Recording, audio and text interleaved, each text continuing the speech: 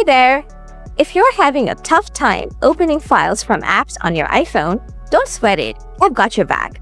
This issue can pop up for various reasons, like compatibility hiccups, corrupted files, or even problems with the app you're trying to use.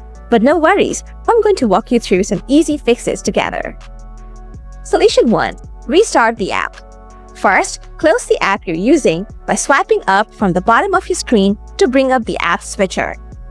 Then swipe up on the File Apps Preview to shut it down completely. Now reopen the app and see if you can access the file again. Solution 2. Check file compatibility. Make sure the file format is supported by the app you're using. If it's not compatible, try opening it with a different app, like Files or another third-party app that supports that format. If the file was downloaded from the internet or an email, it might be corrupted. In that case, delete the file and download it again from the original source. Solution 3.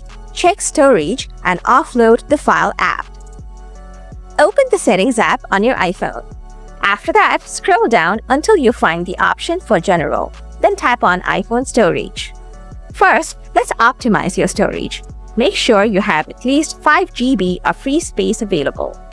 Once you have confirmed you have enough free storage, scroll down to find the File app. Tap on Offload app.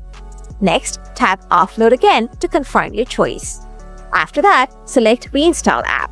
Now check if your issue is resolved. Hopefully, this will solve your problem. Solution 4. Update the app. Open the App Store on your iPhone.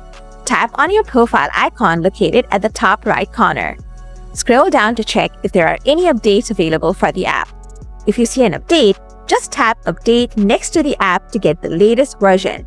By following these steps, you should be all set to fix the issue with files not opening on your iPhone. If this guide helped you out, I would love to hear about it in the comments below.